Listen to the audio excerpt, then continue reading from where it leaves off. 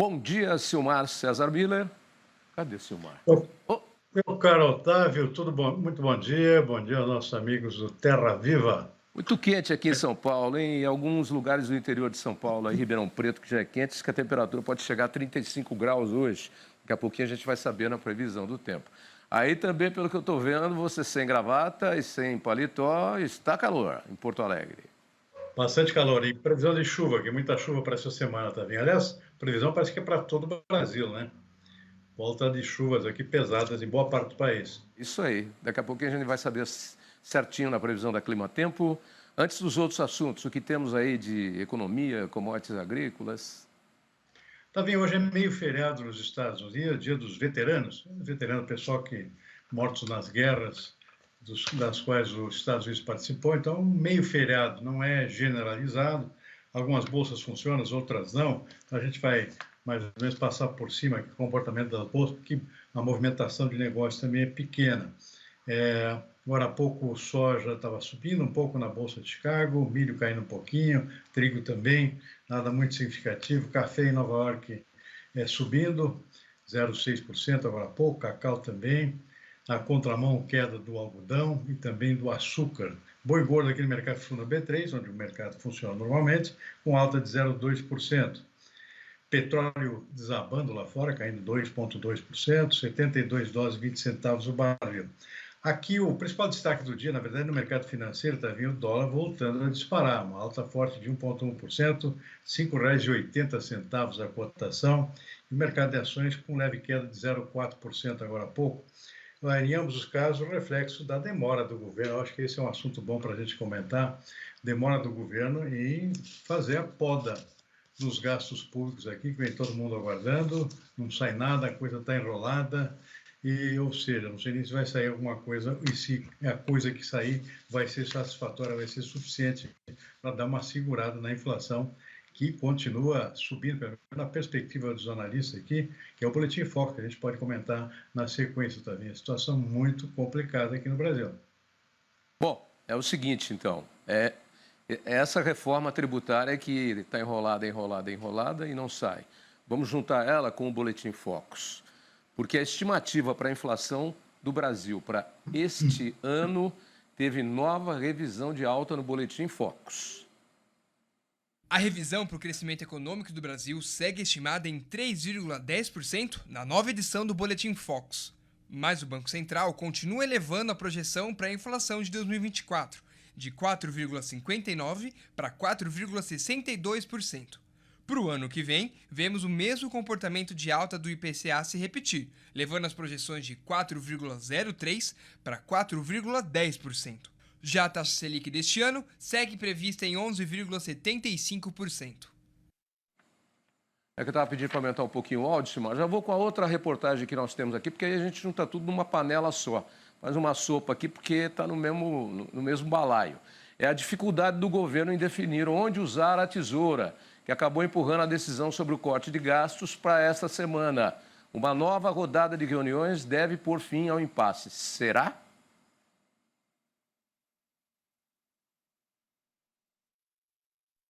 Cortaram até o áudio. O churrasco do fim de semana tá pesando mais no bolso. Frango, carne vermelha, todas aumentou assim por completo. Tem gente que nem acredita quando vê o valor. É esse mesmo que está? Tá caro, tá muito caro. Segundo o IPCA, os preços das carnes tiveram o maior aumento mensal em 4 anos. 5,81% em outubro. A inflação subiu para 4,76% nos últimos 12 meses, acima do teto da meta definida pelo Banco Central, que é de 4,5%. No orçamento doméstico, quando um produto está caro, o que a gente faz? Substitui por outro, até risca da lista mesmo, dependendo. O que o governo está tentando fazer nas últimas semanas, nessas discussões sobre o corte de gastos, é decidir onde vai passar a tesoura. Só que com tanta gente participando dessas discussões, isso está se tornando um abacaxi difícil de ser descascado. Realizar um ajuste fiscal, ele ajuda a ancorar as expectativas inflacionárias, né? Quando você tem um plano de ajuste fiscal, isso acaba gerando maior previsibilidade econômica, maior confiança de investidores e consumidores, e isso auxilia no processo de ancoragem das expectativas inflacionárias. Algumas despesas estão crescendo acima do limite de gastos, como os benefícios previdenciários e assistenciais, além das emendas parlamentares e dos pisos de saúde e educação. Já são mais de 2 semanas de negociações, com longas reuniões entre o presidente Lula e ministros. Luiz Marinho, do Trabalho, e Carlos Lupe, da Previdência, ameaçaram se demitir se as áreas deles tiverem cortes. Segundo o ministro do Desenvolvimento Social, Wellington Dias, Lula prometeu que o Bolsa Família e o Benefício de Prestação Continuada, o BPC, pago a idosos e pessoas com deficiência, não serão afetados. Um pente fino, porém, já começou. As reuniões voltam agora com os presidentes da Câmara e do Senado, antes do envio da proposta ao Congresso. Não sai, porque você viu ali o Lupe e o Marinho já dizer, se cortar do meu aqui, eu vou esfapar. Outro dia foi o nosso ministro da Agricultura que falou, olha, não estou sabendo de corte nenhum na minha pasta. Vai ter sim, vai ter corte para todo mundo. Até o nosso colunista aqui, o Reinaldo Azevedo, que é sempre muito cauteloso ao falar do governo Lula, ele está dizendo que o pessoal está demorando muito e que o corte não é luxo, é uma necessidade, tem que ser feita urgentemente. A gente viu aí os números da inflação. A gente viu na semana passada o rombo por conta da pedalada da Telebrás. Saiu agora o déficit de 7 bilhões do Tesouro, as contas do Tesouro. Eles dizem que melhorou em relação ao ano passado. Mas está lá porque não arrecada e é buraco. Você encontra com as pessoas na rua, as pessoas viram para você e falam, você que é jornalista, até onde vai isso? Quando é que eles vão entender que precisa cortar, diminuir ministério, cortar gasto e tal? Você viu que na reportagem ali o nosso repórter até falou em os custos estão subindo para despesas da Previdência e despesas assistenciais. Só falta daqui a pouco sobrar para aposentado e quem recebe benefício assistencial. Mas eu estou achando que não sai, não.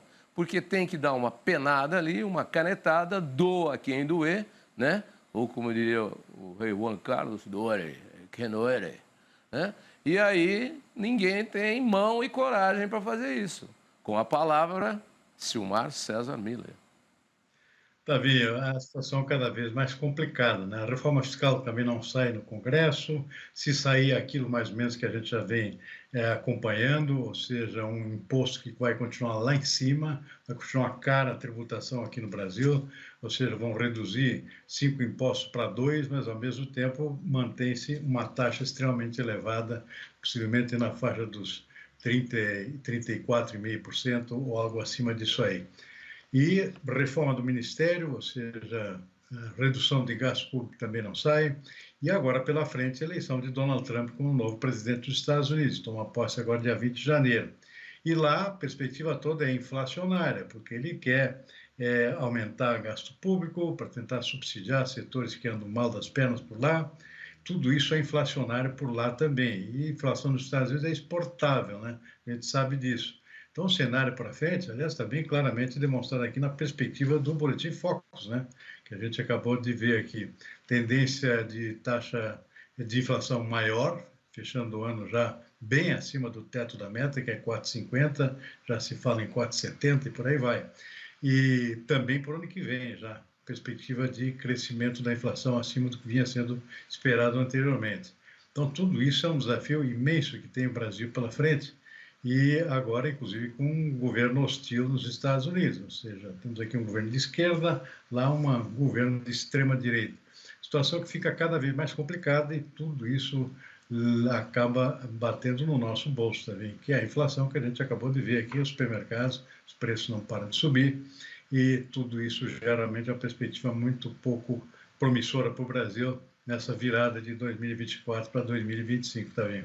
Mas você entra no supermercado para comprar as bobaginhas do dia lá, sei lá, uma lata de óleo, um pão, algumas gramas de queijo, mais um requeijão, sei lá, uma manteiga, sei lá, um feijãozinho e um arroz, a conta lá é mais de 100. É brincando. Você chega a 200 assim, sem comprar nada, absolutamente nada. E é o que a gente vê. E com isso, Silmar, ô Caju, depois O Caju é o meu homem na internet lá. Eu vou querer aquela notícia lá do IAC, tá? Você está ouvindo, Caju? Então tá, você para aí daqui a pouquinho. Mas antes eu quero falar com o Silmar sobre 2 assuntos preocupantes na rabeira disso que acontece com a economia e a inflação no Brasil. A violência, a questão da violência. 2 fatos chamam a atenção no final de semana. A violência da torcida novamente, dessa vez a torcida do Atlético Mineiro, no jogo contra o Flamengo, na final da Copa do Brasil, jogando bombas dentro de campo, invadindo o campo, batendo e etc. e tal. Tivemos recentemente aquele incidente com a mancha verde do Palmeiras contra os torcedores cruzeirenses, agora essa violência aí. E o caso mais estapafúrdio e totalmente abestalhado, aquele assassinato às 4 horas da tarde da última sexta-feira, na entrada do aeroporto de Cumbica, o maior da América Latina, um dos maiores do mundo, movimentação impressionante, 4 horas da tarde de sexta-feira, para quem não sabe, é horário de pico em Cumbica, no aeroporto de Cumbica. Aí vão 2 caras lá, dá 29 tiros de fuzil num sujeito que era delator do PCC, era do PCC, se dizia empresário lá na Zona Leste, tinha muitos imóveis, etc. e tal, voltava de Maceió. Enfim, tinha delação premiada contra policiais corruptos e narrando fatos contra o PCC, devia dinheiro para o PCC, que o PCC disse que sumiu, era jurado de morte, agora já não sei mais por quê, né? Porque ninguém queria ele mais. Né? A solução dele é uma solução para todo mundo, é a chamada queima de arquivo. Agora, chegar na porta do aeroporto, e com a morte, inclusive, são mais 3 feridos, inclusive um motorista de Uber aí, exatamente, sei lá. Enfim, morreu porque levou um tiro nas costas. Aí eu pergunto, isso aqui virou a Colômbia na época do Pablo Escobar? É isso? Quando os caras chegavam metralhando em qualquer lugar de Medellín ou da capital Bogotá e matavam, né? Sujeitos encapuzados entraram ali, não foram roubar as joias que ele trouxe, que a namorada entregou para a polícia e disse que ele recebeu de pagamento de uma dívida lá em Maceió, de onde ele e a namorada voltavam. Aí quebrou um carro da escolta, eram 4 policiais que tomavam conta dele, só um estava lá na hora. Quem conhece Cumbica sabe que Cumbica aparece até nessas séries aí sobre tráfico de drogas, que aparece o aeroporto de Medellín, da Colômbia, aeroporto de Madrid. Tem, inclusive, o que tem de agente federal dentro de Cumbica que você não sabe que está paisando. Quer dizer, aí o sujeito chega na porta do aeroporto, sai, na hora que ele sai, para um carro, fuzila ele com 10 tiros de fuzil e 29 disparados, parece que explodiu bomba ali, tudo. Não sei se você viu a imagem. É um negócio impressionante, ele estava sendo monitorado o tempo inteiro. Que isso, Mar? Onde estamos? Pois é, Davi, não é minha área, não acompanho muito de perto isso aí, mas realmente, como cidadão brasileiro, eu acompanho cada vez com maior preocupação esse tipo de situação. Aparentemente é uma coisa mais restrita ao Rio de Janeiro, que já virou território de ninguém, né? Parece que não tem mais solução por lá. E agora a gente vê isso aí se espalhando para outras grandes cidades brasileiras e chama atenção São Paulo, né? Em pleno aeroporto, um dos maiores aeroportos da América Latina e do mundo, uma situação de uma execução à luz do dia, né? Plena tarde aqui, de uma forma impressionante. Ou seja, realmente é uma situação cada vez mais preocupante. E aparentemente sem controle, né? Essas organizações criminosas, aí, como é o caso do PCC e outras que parece que não têm nenhum tipo de controle da sua atividade, que já agem à luz do dia, né? Literalmente, impressionante. E misturando tudo aí o rapaz tinha denunciado policiais, denunciava o PCC, é tudo um balaio de gato só.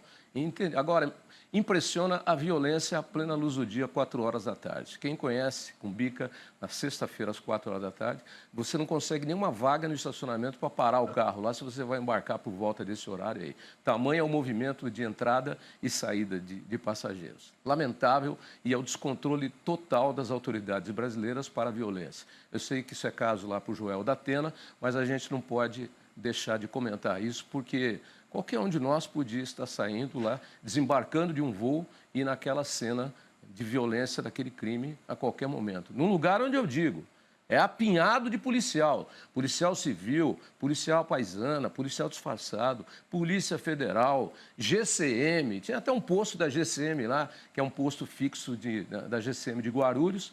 Coincidentemente, só tinha um GCM lá, porque os outros tinham saído para atender uma ocorrência. Num monte de coincidência. E o coitado do motorista do aplicativo é que paga o pato. O acerto de contas entre eles. Não. Bom, só para não tomar muito seu tempo, Caju, tem uma polêmica aí no agro, pisca para gente aí, bota o UOL aí, que é isso aí, ó. A fazenda do IAC em Campinas, ela, que tem a foto aí, ela ficou dentro da cidade, praticamente. A cidade foi crescendo e agora o governo do estado quer vender. E desce um pouquinho, e aí, cientistas e o agro, é a fazenda Santa Elisa. Olha aí, o governo do estado de São Paulo vai fazer uma série de privatizações, e aí é o seguinte... Essa fazenda é uma fazenda de pesquisas do IAC. E lá os trabalhos começaram há mais de 50 anos. Tem um centro de estudos que desenvolveu 90% dos tipos de café produzidos hoje no Brasil. E o agro considera fundamental a continuidade de pesquisas. Deixa eu seguir lendo aqui mais um pouquinho, Caju.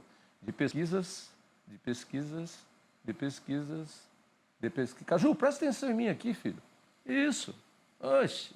Em nota, a FAESP, Federação da Agricultura e Pecuária do Estado de São Paulo, manifestou preocupação e disse que a Fazenda Santa Elisa teve papel central diante da importância histórica do café no fortalecimento da economia nacional. Está aí a polêmica, Silmar. Pois é. Pesquisa, ciência é uma coisa que se tem que ter um certo cuidado quando se corta gastos. Eu não conheço bem a realidade aqui dessa instituição particularmente. A gente sabe aqui que nós temos a instituição nacional aqui, que é a Embrapa, que anda muito bem. Você já faz pesquisas aqui da reputação internacional. Talvez aí, dentro desse universo todo, a contribuição dessa instituição, especificamente aí de São Paulo, talvez seja menos relevante hoje do que foi no passado, mas de qualquer forma é coisa que tem que se encarar com certo cuidado. Eu manifesto aqui minha ignorância com relação às atividades atuais e recentes dessa unidade aqui, mas de qualquer forma chama atenção quando se quer praticamente varrer qualquer tipo de custo atingindo instituições de pesquisa, tem que ter um certo cuidado. Uma coisa é esse excesso de cargos públicos que não servem para nada, ou seja, cargos especialmente apadrinhados aqui pelos políticos de ocasião.